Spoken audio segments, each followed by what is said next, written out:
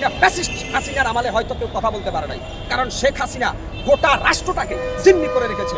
আজকে আমি মুসলমান, যেই দেশে মুয়াজ্জিনের আজান শুনে সূর্য উঠে, যেই দেশে মুয়াজ্জিনের আজান শুনে সূর্য ডুবে, সেই দেশে কোরআনের পক্ষে আমি কেন কথা বলতে পারবো না? মাজার পূজারীদের কোনো দলিল নাই, আর যারা মাজার পূজারীদের বিরুদ্ধে তাদের দলিল আছে আল কোরআনের সংবিধান। সেই আল কোরআনের সংবিধান দিয়ে যদি বিচার করি, তাহলে মাজার পূজারীদেরকে আমরা প্রথমে সতর্ক করব, তারপরে তাদেরকে সুযোগ দেব, তারপরে তাদের বিরুদ্ধে অল আউট অ্যাকশনে যাব প্রত্যেকটা রাসূল প্রেমিক সৈনিকেরা।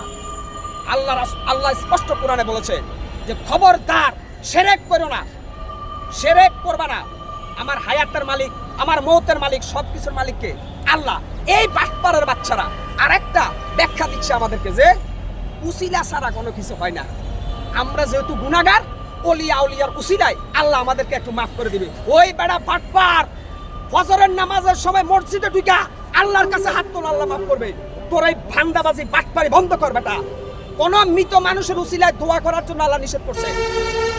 কোন মৃত মানুষের উসিলায় দোয়া করা যাবে না, জিন্দা মানুষের উসিলায় দোয়া করা যায়। এই বাটপারের বাচ্চারা কবরের কাছে যাইয়া আল্লাহর ওলিদের উসিলায় মাফ চায় আল্লাহর কাছে। কেন? তুই এত বড় শয়তান, আল্লাহ তো দোয়া কবুল করবে না? অর্থাৎ আল্লাহ তাআলা বলছে দোয়া কবুলের প্রথম শর্ত হচ্ছে 5 ওয়াক্ত নামাজ।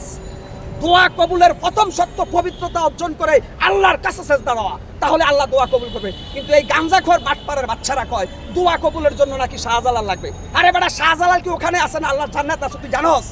এই শাহজালালের কবরে আমি গেছি, একটা অভিজ্ঞতা বলে শেষ করি। আমি সিলেট গেছিলাম শাহজালালের কবর দেখার জন্য। সেখানে গিয়ে দেখলাম আরবি হরফ লেখা একটা চাদর দিয়ে শাহজালালের কবরকে ডেকে দিছে। হঠাৎ করে দেখলাম বৃষ্টি পড়লো, আম পাতার উপরে কাক পায়খানা করছে, কাকের পায়খানা আরবি হরফের সাথে লাগতেছে। ভাই কি নির্লজ্জ বেহাইয়াপনা! যেখানে শাহজালালের কবরের কোনো বুজুর্গি নাই, সেখানে আল্লাহর কালাম লেখা একটা চাদরের উপরে যে ফাকির পায়খানা করতেছে, এখানে কোরআন অবমাননা করতেছে। ওরে সর্বনাশ! আল্লাহর কোরআনের চাইতে কি শাহজালালের মর্যাদা বেশি বেটা? তাহলে তুমি কেন ওখানে গিলাপ লাগাইছো আরবি হরফ লেখা, ওর মধ্যে ময়লা পড়তেছে? তাহলে আল্লাহর কোরআনের ইজ্জত কে বাদ দিয়া তুমি শাহজালালের চাদর দিয়ে ডাকছো। শাহজালাল তোমার মতো গাজা করে চিনে? এই বেড়া বাটপার! শাহজালাল শাহপরানরা ছিল আল্লাহর ওলি, গৌর গোবিন্দকে সাইজ করে তারা সিলেটের জমিনে ইসলামের পতাকা উঠেছে। আর তোমরা ইসা শাহজালালের নাম বিক্রি করে ইসলামের সরাসরি বাদ দিতেছ, কোরআনের বিরুদ্ধে অবস্থান নিতেছ। তোমাদের বিস্তার ভেঙ্গে ফেলা প্রত্যেকটা মুসলমানের ইমানি দায়িত্ব।